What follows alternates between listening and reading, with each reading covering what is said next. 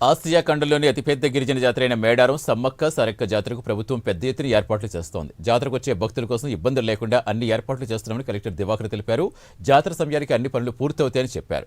గద్దెల నిర్మాణం కూడా దాదాపు పూర్తయ్యాయంటున్న ములుగు కలెక్టర్ దివాకర్తో మా correspondent Azeem face to face. మనం మేడారం సమ్మక్క సారక్క జాతర దగ్గర ఉన్నాం. ఏదైతే ఇక్కడ కలెక్టర్ సార్ చెప్పండి అసలు, అంటే ఇక్కడ ఏర్పాట్లు జరుగుతుంది, కన్స్ట్రక్షన్ ఖచ్చితంగా ఈ జాతర స్టార్ట్ అయ్యే పూర్తయ్యేటువంటి అవకాశం కనిపిస్తుంది?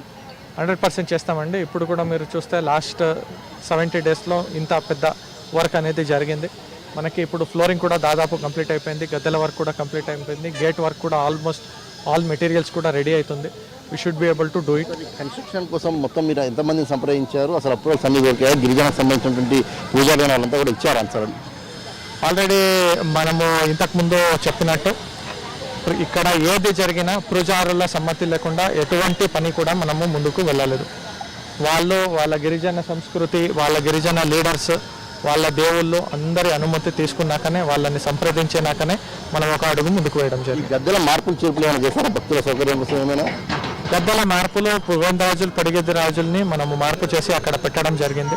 దీనివల్ల లాస్ట్ టైం కూడా మనకి వచ్చిన ఫీడ్బ్యాక్ ఏంటంటే, చాలామంది ఇటు సైడ్ నుంచి వచ్చే క్యూ, మేజర్ క్యూ, జింపనవాగు సైడ్ నుంచి వచ్చే క్యూ 2 గద్దెలు దర్శనం చేసుకుని బయటికి వెళ్ళిపోయేవాళ్ళు. అందరూ 4 దేవుళ్ళని దర్శనం చేసుకునే ఇది ఉండేది కాదు, ఎందుకు ఎక్కువ రష్ ఉండడం వల్ల. దీనివల్ల వాళ్ళ కోరిక మేరకు మనము అది కూడా చేయడం. జింపనవాగు సంబంధించి కూడా కన్స్ట్రక్షన్ చేయడం కానీ భక్తుల సౌకర్యం ఫేజ్ 2లో ఉందండి. ఫేజ్ 2లో అది ఉంది, పర్మనెంట్ కన్స్ట్రక్షన్. ఇప్పుడు ప్రజెంట్లీ వాళ్ళకి చంపనవాగులో పుణ్య స్నానాలు చేసుకోవడానికి కావాల్సిన బ్యాటరీ ఆఫ్ ట్యాప్స్ కానీ, డీసిల్టేషన్ కానీ, క్లోరినేషన్ కానీ, డ్రెస్ చేంజింగ్ రూమ్స్ కానీ, టాయిలెట్స్ కానీ, డ్రింకింగ్ వాటర్ కానీ, ఈ పరంగా మనం సౌకర్యాలు. టెంపరీ కన్స్ట్రక్షన్స్ ఉండేవి, పర్మనెంట్ కన్స్ట్రక్షన్స్ కడుతున్నామని ప్రభుత్వం చెప్తుంది, నిజమేనా సార్? ఈ టెంపుల్ కూడా మీకు ఇప్పుడు చూస్తే ఇది permanent asset. All the roads మనము చాలా పెద్దగా డెవలప్ చేస్తున్నాము, కొంత ల్యాండ్ ఎక్విషన్ కూడా చేసుకుంటున్నాము. మనకి ఫ్యూచర్లో కావాల్సిన అన్ని అసెట్స్ని కూడా మనం అక్కడ క్రియేట్ చేసుకుంటున్నాము.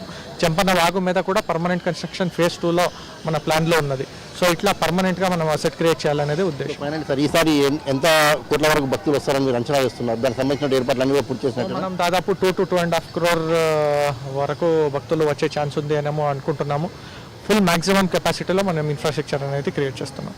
సార్, ఏదైతే సుమారు 2 కోట్ల వరకు కూడా ఏదైతే ఈసారి భక్తులు వచ్చేటువంటి అవకాశం ఉందని చెప్పి కూడా కలెక్టర్ చెప్పినారు. దానికి సంబంధించిన ఏర్పాట్లు అన్నీ కూడా పూర్తి చేశాం. ఇక ఈ కన్స్ట్రక్షన్ అంతా కూడా పర్మనెంట్ కన్స్ట్రక్షన్ గానే ఉంటుంది. ఇక సెకండ్ ఫేజ్ లో జంపనవాగుకు సంబంధించినటువంటి వర్క్ ని కూడా మేము పూర్తి చేస్తామని చెప్పి కూడా కలెక్టర్ దివాకర్ చెప్తున్న పరిస్థితి. కెమెరామెన్ శ్రీకృష్ణతో అజీం, ప్రైమ్ 9 మేడారం.